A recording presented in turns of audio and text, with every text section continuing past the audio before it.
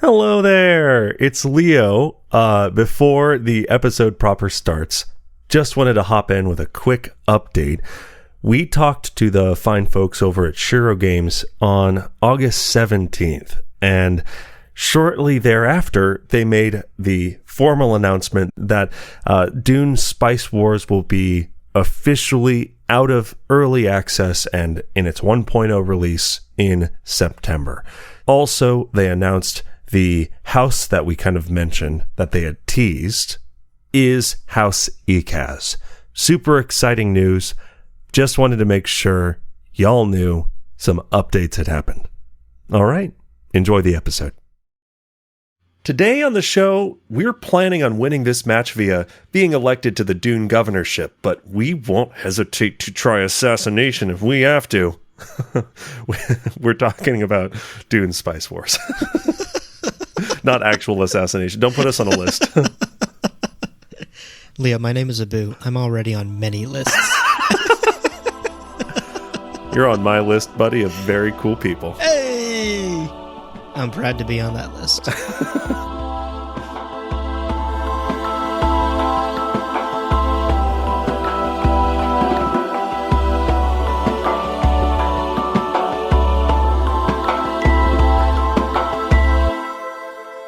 Welcome to Gom Jabbar, your guide to the iconic world of Dune. We'll be exploring the themes, philosophies, and characters found in the sandy depths of this vast universe, from Frank Herbert's groundbreaking novels to the adaptations on film and TV. My name's Abu. My name's Leo. And Leo, we really gotta maybe update that intro because... Yeah, we missed one. Film and TV doesn't cover everything we talk about on this podcast anymore. Yeah, we talked about the comics and... Oh my God. Today, the video games. Dune Spice Wars, baby. Dune Spice Wars. That's the title, actually. It's Dune: Spice Wars. Spice Wars, BABYYYYYY. Yeah. It was a bold choice of Shiro Games, but I think one that we both resonate with. Yeah, agreed. Now, before we get into the episode proper and talking about what this episode is, let's take care of some quick housekeeping. Mm-hmm. And the first most important thing is the spoiler warning. Right. The conversation today did meander a little bit into territory of God Emperor of Dune. So make sure you have read God Emperor of Dune before you listen to this episode. That's right. And of course, at the top of every show, yes, we must shout out our Kwisatz Haderach level patrons, Matthew Good, K. Sagan. If we were in charge of making this Dune video game, we would add you as hero characters. Yes. And you'd be unstoppable. Attack power, infinite. Generosity, infinite. Health, infinite. Very true. And the coolest character art. The hottest character art you can possibly imagine. Yeah. Yeah. And our thank you extends, of course, as always, to all of our patrons for making what we do possible. That's right. Thank you, everyone. Thank you so much. Now, this episode. Oh my gosh. Yes. Yeah. So we reached out to Shiro Games, the game company, small indie game company, actually legitimately, who is making one of the first licensed official Dune video games in like 20 years. Yeah. And very exciting. Abu, you and I have both played Dune Spice Wars. Mm-hmm. We've talked about it a little bit in our Distrans news episodes. Right. So we were extremely excited when Shiro Games got back to us and offered to do an interview. And we actually got to do the interview with two people from Shiro Games. Right. We chatted with Sylvain Leguet, who is a game designer on Dune Spice Wars. And we also talked to Dylan Robinson, who was on the call with us. He is the community manager at Shiro Games. Yeah. And they were lovely to chat with. You're about to hear that interview in a second, but I had a ton of fun. Yeah. I don't know how it went for you, Leah, but I was having a blast. I think it's obvious that they are both passionate about this game. Yeah. That they are both proud of it. I think that's the thing I picked up on most, is they're just so incredibly proud of the thing they've made, which is sometimes tough for me to feel about the things I make, you know? Achieving that is tough. I was also going to say, like, I've been, for about a year and a half now, a part of a game development process. Right, And that's right. there are a lot of things that we have like mixed feelings about, and it's fine because that's naturally part of the process, right? You're planning a construction process. You say, "Oh, I'd love for it to have floor-to-ceiling glass windows." Hell yeah. And you go, "Wait, that costs how much to make?" Okay, let's scale it back a little bit. Yeah. So there's a lot of those moments in the game development process, and the number of times we were like, "So Sylvain, what were you disappointed by?" And he's like, "Nothing. It's going great." Was like, "Wow, holy smokes, Yeah, that's amazing." Yeah.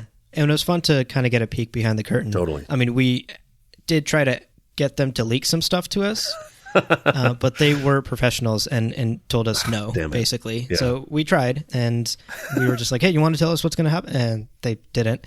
But they did give us a little peek behind the curtain, and it's always fun to sort of see inside the mind of someone who's working on something that you enjoy. And I'm going to play the game through new eyes now after this interview for sure. Absolutely. Okay. Well, with this sort of preamble out of the way, we're going to take a quick break. And then when we're back from this break, you are going to hear our interview with Sylvain and Dylan. So don't go anywhere. We'll be right back right after this. So before we talk about the game, we wanted to ask the pair of you about your own Dune journeys. Yeah. Are you both fans of the Dune universe? Have you read the books? And if you have, what was your first introduction to it? Okay, so we have a lot of Dune fan on the team. Particularly the two bosses of our studio are huge fan of Dune. Mm-hmm. But actually, I did not read the book before coming to work here. So I'm a recent fan of Dune, basically. So I've read it since, and even the first one I've read it. I mean, I read it only once from the first page to the last, but I read like small pieces of it all the time. So for work and for things like that. So like all the major scenes, I know them very well, actually. Yeah. And so I've not read anything from Brian or the Encyclopedia yet, and I've almost finished all the Frank book. Gotcha. Hey, pretty good. That's where I'm at. I know, like, these days, it's an era where Dune is much more a conversation than has ever been the case, even since the book's publications. Yeah. I think there are a lot of people in your seat who are reading it for the first time, experiencing it for the first time. Yeah. And it's cool. I commend you for making it through most of Frank's books, because sometimes they get a little weird. And sometimes people get to the third book and they go, okay, that's a lot. Honestly, I think they are weird from the start. But it's true. But it's a little bit more hidden in the first one, Yeah. Yeah, definitely. But all the weirdness is already there if you're looking for it. It's true. Yeah, it's true. What about you, Dylan? Well, if I'm being honest, I've never read the books. Oh. Or at least not yet. Not yet, right. I will get around to it. I've heard of this amazing book club podcast. Yeah, I've heard they can help me out, so I'll definitely be getting around to that. But no, seriously, the first time was discovering the game in pre-production before it was announced. I was fairly new at Shiro Games. It'd been less than a year that I'd been there. Well, actually, the first time I got to Shiro, we were already working on it, and I remember being brought upstairs into the sort of, secret area that I wasn't really allowed to go in during my interviews and stuff. We're working on a Dune game, and I was like, oh, that's cool. Yeah. And then I started looking into Dune and stuff. Yeah. Lore videos, but the biggest moment for me was watching the Denis Villeneuve film, the cinema. Yeah. I just thought it was amazing. Yeah. So that was my first introduction. For sure. So, okay, let's talk about the video game then. Yeah. For our listeners who might not know about the game, can you give a brief overview of the game? What is Dune Spice Wars? So Dune Spice Wars is a 4X strategy game. So 4X is a genre of strategy game where you rotate around 4 verbs, basically, which are to explore, to expand, to exploit the land, and to exterminate your opponent. It's a game like, for instance, Civilization is a very good example of a 4X game. And so Dune Spice War is a 4X game happening in the Dune universe, of course. Mm-hmm. And that's about it. So you have everything you want to have in a 4X game, and you have everything you want to have in a Dune game, like you have assassination and plotting and politics and things like that. Super cool. Yeah. So you, Sylvain, are a game designer. Yeah, I'm game designer, mostly system designer, actually. System designer. Okay, can you actually... I'm totally ignorant about game development. Can you tell us what your job sort of is day to day? What do you do? So it's different every day. But the main role of the game designer is to invent the rules of the game. So what will this button do? What will... this unit have as a specialty, things like that. Wow. We are also in some capacity responsible from the text, the dialogue, the story of the game, and things like that. And most importantly, we must communicate all that to the team. Mm-hmm. So we have a big coordination role in the team. So that, I mean, you're talking about some of the key elements of the playing experience. Yeah. Would you say that that is the most important role in all of game development? I would never say that.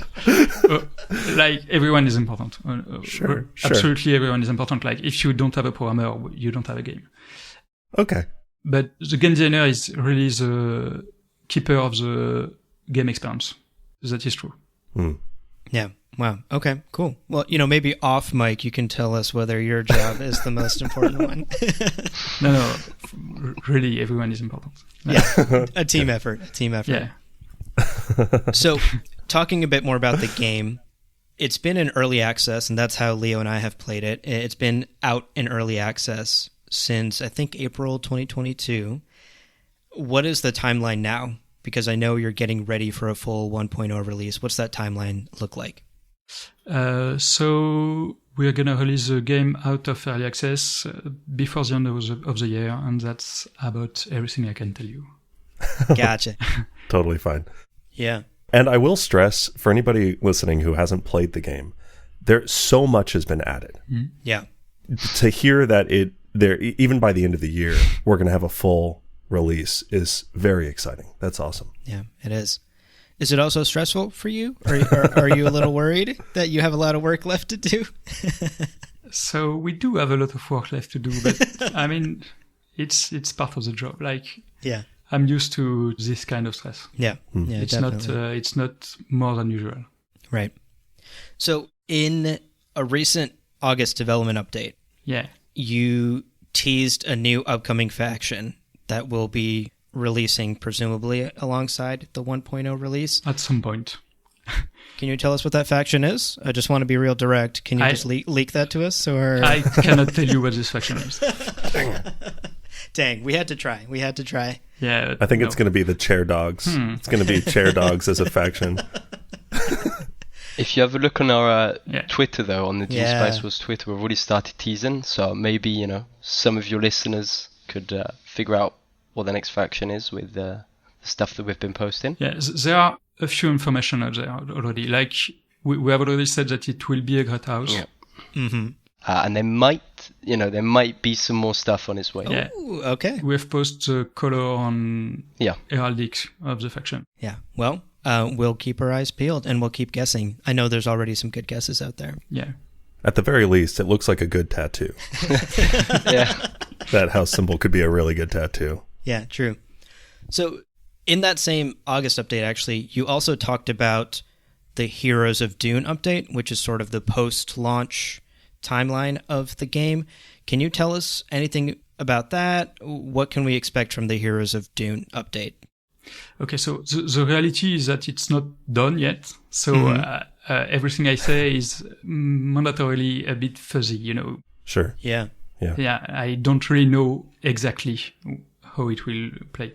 But we already have heroes in the conquest mode of the game. Right. So basically the idea of heroes is that you have all these great characters of Dune, like Duncan, Gurney, and all those guys, and you can have them as concealer. Right. Since the start of early access, you can do that. But concealer is just one little picture in the top of the screen, and I mean, they're there, but it's not you want to play a little bit more with them, right? Yeah. So the idea of Heroes is to have one of this character for each faction, maybe two, we'll see. We're not sure yet. Mm-hmm. On the map with your units, doing cool. stuff, basically. As I said, we already kind of have that in Conquest, but Conquest is a special mode where we can bend the rule a bit, and it's more complicated to integrate them in the rest of the game. But that's the idea. We will have them in some form in the rest of the game. Wow, very cool. Any ideas who's on that character list right now? Like, is Duncan for sure somebody? I'm not sure I'm allowed to talk about that. No worries. Fair enough.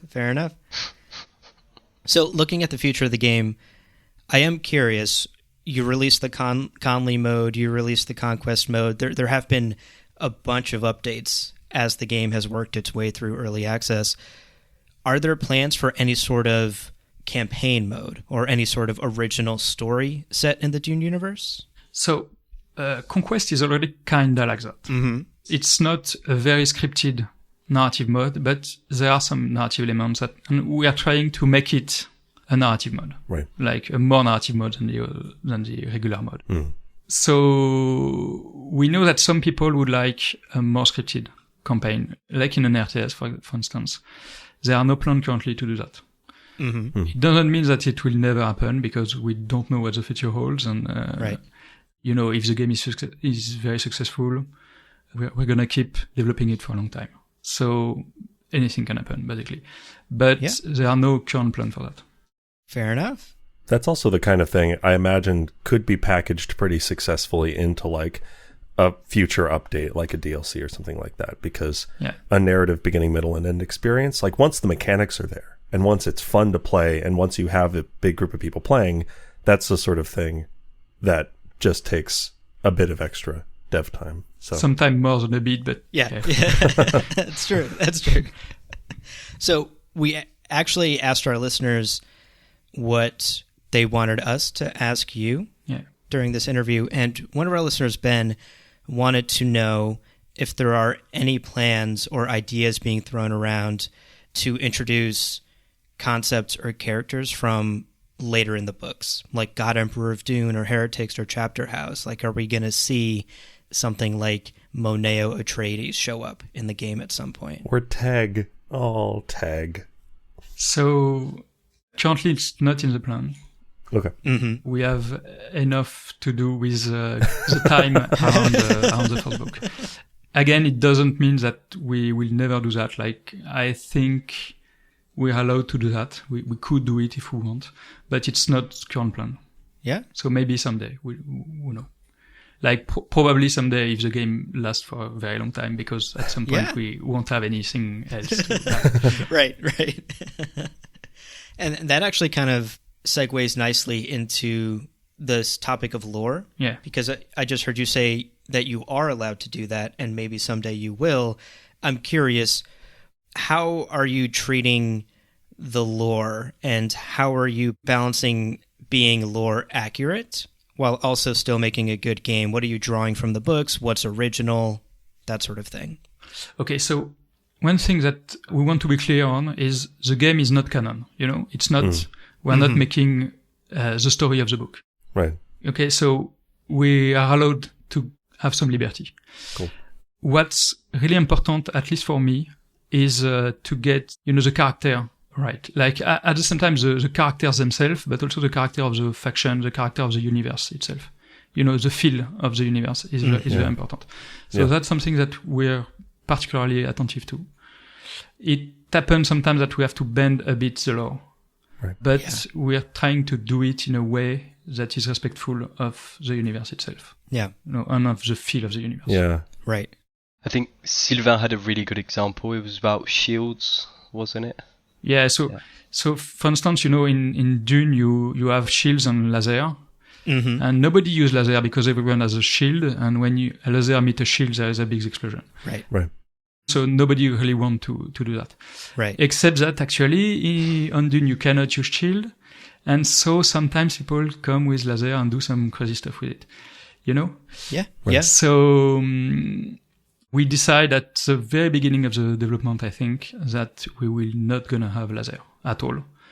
because it's not an interesting interaction that you have a unit with a laser and everyone is dead. Very fun. Yeah. So we don't want to have that. So we decide that there will never be laser in Dune Spice War, which I mean is not exactly lore accurate, but it's for making a better game. I was going to say, I mean, in the book, Duncan rigs up a laser gun and a shield and eliminates like a third of the active forces of the enemy. Exactly. And I'm like, when a single unit can do that, you imagine the psychotic video game players who would just nuke everything. Like, what would you do any unit if they can just die with a laser like that?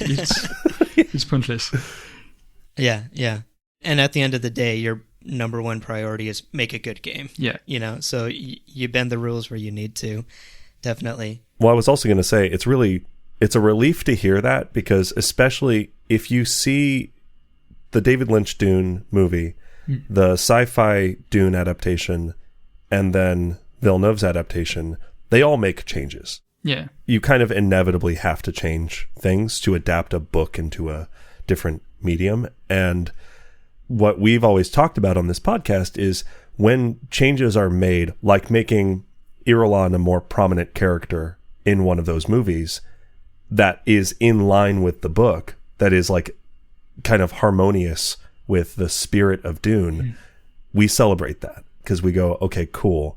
They've clearly taken time to maybe read 5 or 6 really long, dense sci-fi books, but they're taking time to think about it and really make those choices intentionally, and not just we'll slap like a thin Dune skin on top of some other game. It's cool to see these things happen. So very, very well done. And generally, I think you are nailing it. I think you're really getting the feeling of Dune very well. Yeah, I would agree with that for sure. Thank you. I'm also curious, actually, while we're talking about lore, how involved was the Herbert estate in this process? Like, did they just sort of let you run with your ideas, or were there certain rules or restrictions around lore and characters that you could and couldn't do? So we are mostly working with Legendary directly. So not... Oh, okay. Interesting. Not really the Herbert estate. I think they work with the Herbert estate. Yes, yeah. In the back, so... But not directly with us. Yeah. So does that mean you have total freedom? Like you can... Not really. Like, they check everything we do, basically. Mm-hmm. Sure. They are mostly very agreeable to us. Like, they agree with a lot of things that we propose. Yeah. One thing that they check is, like, we have the right to the books, but not to the movie.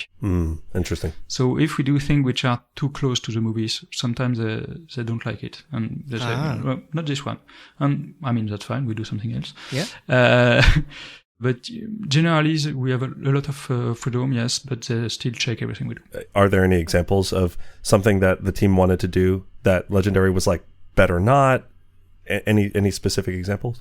I mean, it's not like that. Like, it's not the team wants to do something and they say no. It's we have this range of options. We propose them to them and we see.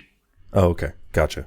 I think one example which is quite interesting is also about the different faction leaders and their appearance, because of course it's books. Oh yeah. So one can sort of have their own interpretation of how they look because it's imagination and stuff. But that was a relative challenge in a way for our artists to sort of come up with leaders that really do sort of convey what the books, want them to convey. Yeah. As well as still keeping the sort of unique features. Mm-hmm. Baron Harkonnen, how can he not sort of look like he is in the films, right? In a way. Right. So there's challenges like that, but it's not necessarily things that we want to do that are in the films. Yeah. It's just inevitably sometimes the lines get pretty close to each other, and we just have to, be put back in a lane in a way. Yeah. And actually, the biggest problem about that is, the actor likeness. Like, we cannot make a character look like an actor, because if we do that, we have to pay the actor. Yeah. Right. So if you want an example, Leto Atreides looked a lot more like Isaac. Oscar Isaac. Yeah. Exactly. Yeah. And it was not intentional. I mean, we just made it like it was described in the book. And so we had to change his hair, basically, to make it look less like Oscar Isaac. Yeah. So that kind of thing can happen. Oh, Right. that's so fun to hear. Yeah. Yeah. But that's just part of the process, of course. Yes, And exactly. it's also, that's not even your fault because that's good casting. Like Oscar Isaac Yeah. looks great. He has as, good hair. Like, Yes. Completely. You should have messaged Oscar, be like, change your hair. We're doing it. okay, so I did want to get into the history of Dune video games with you a little bit, because obviously Dune Spice Wars is sort of continuing this pretty rich and long history of Dune RTS games. Like we had Dune 2 from Westwood Studios all the way back in 1992, and then a couple of sequel games after that. Did you play those games, and was there inspiration that you drew from those OG way back in the day RTS games? So it's a complicated question. Oh, okay. So we did play this game. Mm-hmm. I mean, historically they are very important for video games, clearly. Yeah. And they were very good for the time. Mm-hmm. The thing is, we want to do something different. Right. We are making a 4X game first. And they are RTS. So an RTS, for those who don't know, is a real-time strategy game. So it's a lot more dynamic than 4X, but it's also like 4X player like to take their time to think and to really decide what is a good choice. While big component of RTS game are you have to react fast, basically. Right. Mm-hmm. So it's complicated because we know that there are a lot of fans of this game waiting for a Dune game and they want to play our game, but it's not the same kind of game. Right. So we're trying to make them feel welcome, but still we're making our own thing, and it's not a follow-up to this game. Like it's a different kind of game. I think another good aspect is that a 4X game allows us to explore elements of the Dune universe that you can't necessarily in an RTS. Mm-hmm. So, for example, the diplomacy side of things. Yeah. In an RTS game, you don't really have time for that. Whereas, we've been able to implement the Landstrad, Choam, all these different elements that are just pillars of the entire game.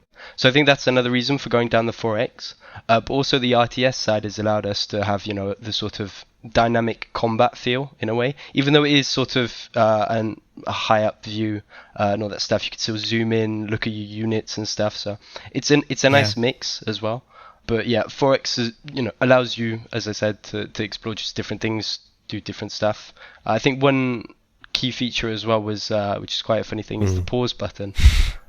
RTS players don't get a pause button. 4X players absolutely love the pause button. Yes, I love it. I mean, you spend most of your game on pause. Mm-hmm. Mm-hmm. So yeah, that was, I think at the beginning, that was a talking point as well, was whether or not we'd add a pause button, because in another one of our games, Northgard, which is definitely more of an RTS, it doesn't have a pause button. Yeah, definitely. I mean, I'm glad you brought up the diplomacy. Landstrad Council is something where I'm always just like, pause. Let me make up my mind. Spycraft, yes, absolutely, the whole lot. Spies. Leo loves his spies. He's just assassinating people all the time. Hey. I win so many games just by assassinations. That's the best way to play it. Yeah, and you recently also introduced the marketplace where you can buy and sell Chome shares.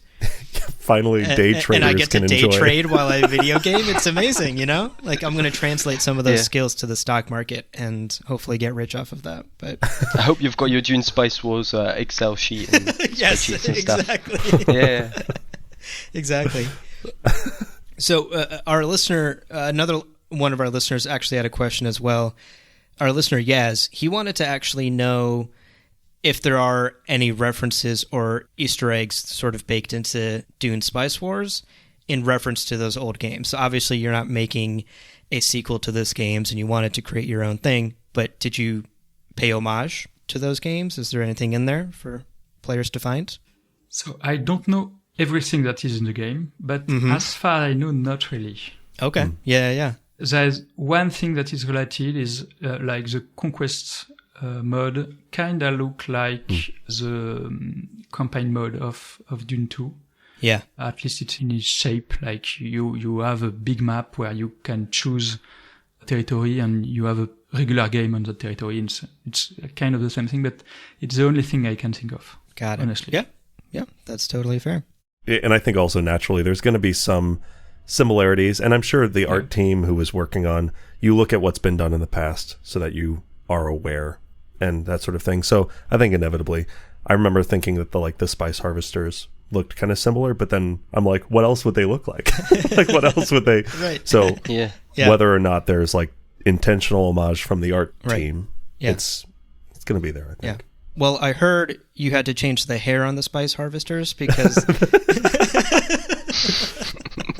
The spice harvester looked too much like Oscar Isaac, so they had to change it. It was too hot. It was too attractive. Yeah.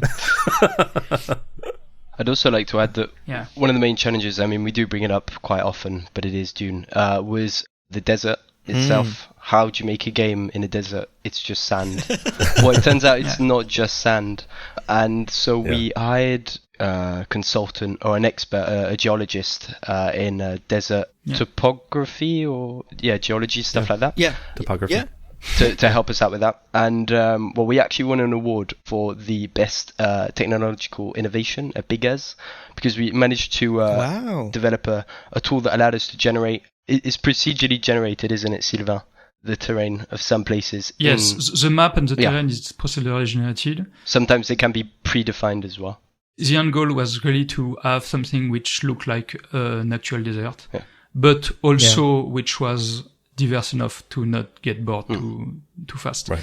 And if you look at the game, I think we succeed on that. Like Totally. Yeah.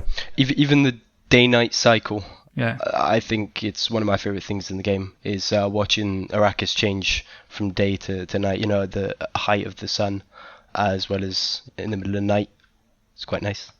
Yeah, absolutely. The environments are beautiful. Yeah. You definitely earned that award for sure. They look gorgeous. I like how it looks good at different vantage points. Like from when I'm doing like really, really top down, it looks dynamic and cool. And then you get really zoomed in and you see the units like swallowed in the sand, and you see the like little details that are in there. It just looks good from every distance, which is also a challenge because you zoom in and you expect to just see sand because they're in the desert. So Well, no, that's our VFX artists will be really happy to hear that, because sometimes they work on like the tiniest things, like the footsteps and the waves that it can make it, and they're like, no one's going to look at this, and we keep on saying, there's always people that zoom in and look at the the little units running around and stuff. So you can tell them there's at least two people looking at it. I work at a game company as like doing kind of technical art stuff. Cool. But it has given me such an appreciation for the number of things that can go wrong, or like people have no idea how, and then something breaks and you're like, why is this not working? So I'm blown away. I think again, those little details are there. It's very, it makes a big difference. Yeah, for sure. Hey, so we've got more from the interview coming up, but first let's take a quick little break, and then we'll be back and we'll roll some more tape on Sylvain and Dylan. Welcome back, everybody. Let's roll this tape. We got a little bit more conversation with Sylvain and Dylan to go. Were there ideas in development? I'm sure there are in every game, but what were some of the ideas maybe throughout development that ultimately didn't work out? Like maybe you tried to implement something, realized it wasn't working. Do you have any examples of those? There are a lot of things that we put in the game for flavor, like at some point, Corino, which is the Emperor faction, had a mechanic where he received some spice from everyone, and then he had to pay more and things like that. Yeah. And it was really complicated to balance, and it didn't work out that well. Like you couldn't really have fun with it, like do some strategy around it. It was not really possible. Yeah. So we end up removing that. Like now the Emperor just pays his fee to the guild, because of course the guild needs spice. Right. But it kind of worked like everyone else, paying their spice at some point. So we lose a little bit in the lore direction, but I think it's really best for the game in the end, because it was just not working. We fiddled with it for a while, and we didn't find the right way to make it work. Yeah, yeah, and I'm sure that happens a lot of times during every game development. You know, you try something and it doesn't work. Yeah, definitely. Is there anything you're sad about that didn't make it into the game? Like you really tried and just couldn't figure it out? I don't know. No, I'm actually quite happy with the state of the game. Yeah. Yeah. That's amazing. That's a good place to be, you know? That's great. Actually, that makes me think then, what are you most proud of in the game? Maybe even like a systems thing that you directly were involved in. What are you most proud of for having created in the game? So in the big thing, I think that politics is working pretty well. Mm-hmm. I think politics is working pretty well. Like the whole Landsraad system where every 20 days you have to vote for things. And it's relatively deep because you have a set number of votes and it only can go to 3 resolutions and you have to split them. No games does something as complex for politics, but it's not too complex either. Like you can actually play with it. I think we did a good job with that. Yeah. And it always keeps it fresh, you know? Yeah. You don't just do the same strategy every time you start a new Conquest game or something. Every 20 minutes, your strategy might have to change. Yeah, exactly. Because the vote went one way or the other way, you know? Yeah, I love the Landsraad system for that reason. There's every 20 minutes, it's just like, oh no, something different is happening. So we have a bit of time left, Sylvain, and we wanted to use the rest of our time with you to ask you some fun bonus questions, if that's all right. These aren't necessarily video game related, but we just wanted to get geeky with you. So I'm curious, do either of you have a favorite character from the books, and why? I'll let you start, Sylvain. So I think I really like Leto 2, the God Emperor. I think it's a very unusual character. A little bit, yeah. Yeah. I don't know many other characters who become that big of a wormy boy. But in a way, what's fascinating about him is that it's not really a character. It's like a force of nature, you know. Yeah, that's a good pick. But is a smart way for Frank to expose some wild ideas. Yeah. Definitely. Yeah, I think I would go with Leto too. Okay. Good call. That's a great answer. What about you, Dylan? So it's fairly difficult for me to give you a book-related character. I'd have to say Gurney, just because of... It's not that it's a weird mix for a character, but someone that you can... You know, he sings really well, and he does music, and then he's just a complete beast on the battlefield and stuff. I think that's really cool. So yeah, the duality of it. The troubadour warrior. Yeah, exactly. I think it's I'd say Gurney. He's got a soft side, but he can also stab you. Yeah, exactly. Well, Dylan, have you seen the movie though? The 2021 movie? Oh yeah. We asked Sylvain earlier. What do you think? Well, we went out to the whole studio. We went to watch it when it premiered. And it wasn't the premiere. It wasn't the premiere so cool. red carpet or anything. Yeah. But it was... No, we all went to watch it together. And it was my first introduction to the Dune universe, apart from the game, because it hadn't released yet. So it was still, hush hush, no one knows. So we were all covering our logos as we went in. I thought it was... I was taken aback the first time I watched it. I've watched it maybe 3 times, maybe 4. Yeah. I really enjoyed it. I get that it's building up to a trilogy. I can't comment on the things that have been left out and stuff. But yeah, no, I really enjoyed it. Visually, it was beautiful, but just the universe itself. I'm a big sci-fi fan, so I just like the ships and stuff. I think it's cool. Yeah, the ornithopters are just so they did a great job with the sound, and the look of the ornithopters is great. Yeah. I think my favorite sort of visual sound moment, everything together, was probably when the Harkonnens and the Sardaukars, when they attack. I thought that was just amazing. Ah, what a beautiful movie. The bombs dropping on the shielded... Yeah. And the shields, and it's just like, what's going on? Yeah. Sylvain, you went to that too? I mean, I wasn't in the studio at the time. Yeah, he wasn't with us yet. Oh. Gotcha. I saw it separately, like on my own. You had to watch it on your own. Is it Yeah. is it considered work to watch the movie over and over and over again? Yeah, yeah. Oh, yeah, definitely. Yeah, It's on the clock. You get paid to watch the Dune movie. Yeah, of course. That's a great perk. That's a good benefit. I'm going to ask my job if they can let me do that too. I did want to ask, and again, this might be something, of course, Sylvain, that like can't really talk about, but I know it doesn't really make sense to have battles in Spice Wars not on Arrakis, but I can imagine a world, a future in which there are small campaigns or small, Conley matches or small things like that happening off planet. Has there been any kind of spitballing, people talking about it would be cool to have a battle on Solusa Secundus, or it would be cool to have a battle on a different planet in the Dune universe? I mean, speedballing, of course. Like, Sure. we speedball about all kind of idea, But, I mean, it's almost making a new game. Yeah. Yeah. Right. I'm not saying we'll never do that. Maybe we'll find a way at some point in the future, but I mean, it's almost a new game. We cannot just do it in a month, Yeah. Absolutely. Yeah. We have to get the 1.0 release sorted, and then we can think about that. So Dune Spice Wars 2. Yeah. Right. Yeah. Well, I'm sure you'll be winning awards for the Kaladin water physics or something whenever you get around to making that. Is there anything that we haven't asked you, Sylvain or Dylan, that you want to make sure you say? Just sort of open-ended here at the end.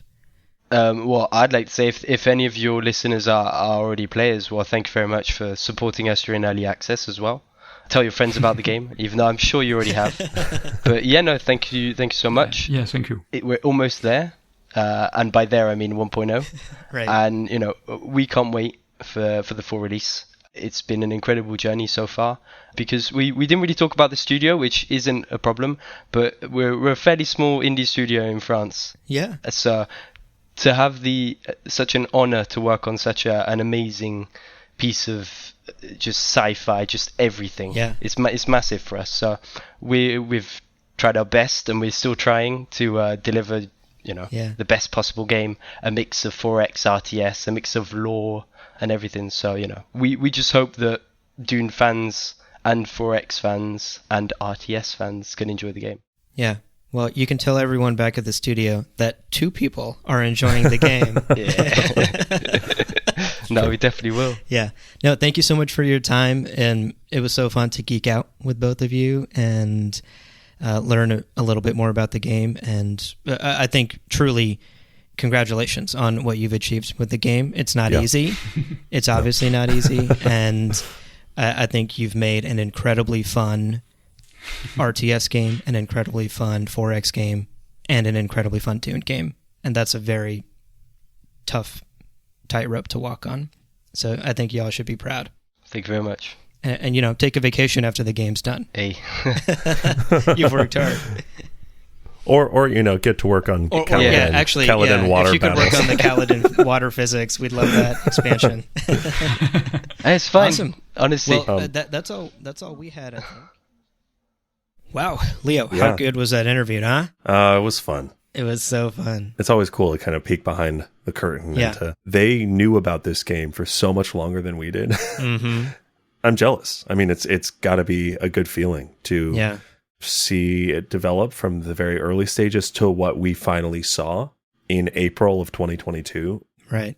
I don't know. Just very, very cool. Yeah. I'm also glad we gained 2 listeners as well. Not only did we invite them on the podcast and interview them, we also pitched them on the podcast and converted them into listeners. You have to. You got to do it. It's part of the process. You always got to be marketing yourself. I'm proud of us for doing that. We're like, hey, have you heard of Gom Jabbar? They're like, no. We're like, cool. Oh, fuck. Thanks. Oh, shit. Yeah. We got to do better. Before we let you go, a quick reminder that Dune Spice Wars is currently out in early access, so you can literally go to Steam and purchase the game for yourself and play it and try it out. As Sylvain said, the full 1.0 release will happen sometime later this year. Currently, you can snag the game for $30 on Steam, though. Or if you are an Xbox Game Pass subscriber, the game is also on PC Game Pass. So those are 2 places you can go and check it out if you are interested in playing it yourself. Indeed. And it's a lot of fun. I think we both very much enjoy it.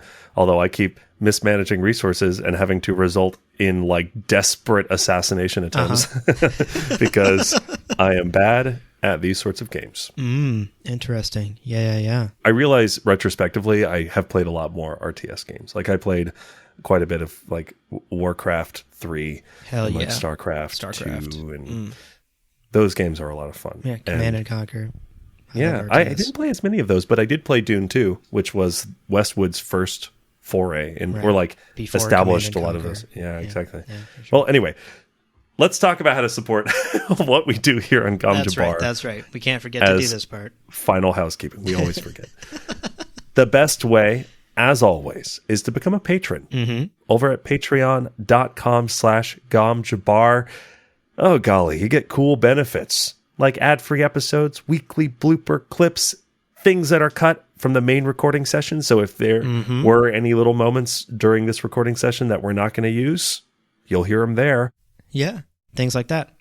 Only happens on patreon.com/GomJabbar. What a good URL. That's right.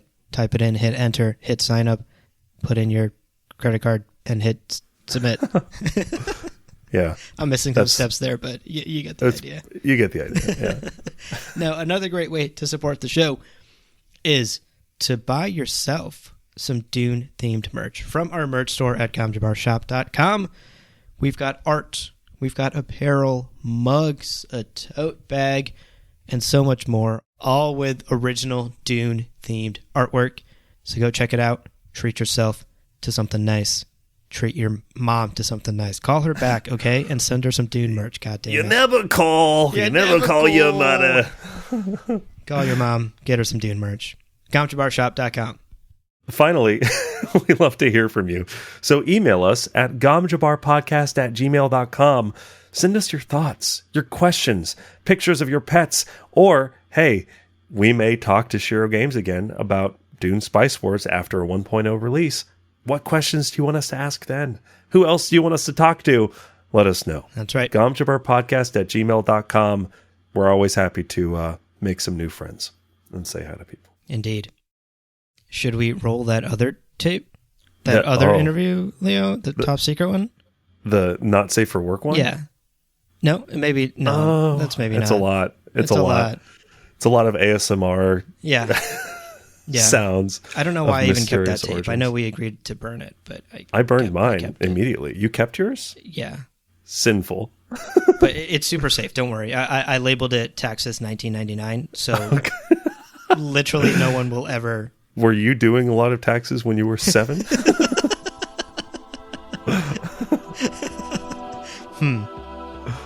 Maybe I should go burn that tape. Let's wrap up the recording, maybe.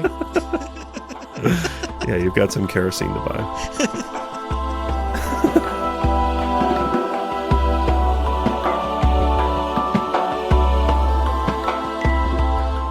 Well, friends, there is no real ending. It's just the place where you stop the recording. But this podcast is always one step beyond logic, so help spread the word of Muad'Dib and leave us a review in Apple Podcasts and Spotify. And be sure to check out the other shows on the Lore Party Podcast Network on loreparty.com. You can also follow us on Twitter and Instagram at lore_party. We're also on TikTok at Gom Jabbar Podcast. Thank you so much for listening, and remember, whoever controls the podcast controls the universe. We'll see you on the golden path.